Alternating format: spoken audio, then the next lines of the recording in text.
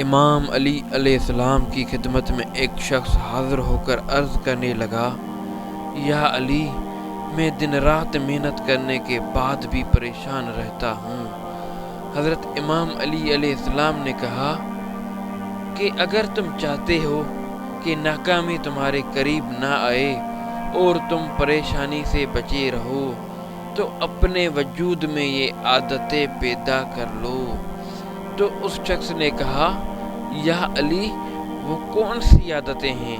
تو امام علی علیہ السلام نے کہا کہ جب بھی کوئی انسان تم پر احسان کرے تو فوراً اس کا شکریہ ادا کرو، کیونکہ جو انسان مخلوق کا شکریہ ادا کرتا ہے اور محبت سے بات کرتا ہے تو اللہ کی طرف سے اس شخص کی طرف یہ بھی مدد آتی ہے۔ اور دوسری عادت یہ کہ معاف کرنا سیکھو اور معافی مانگنا سیکھو۔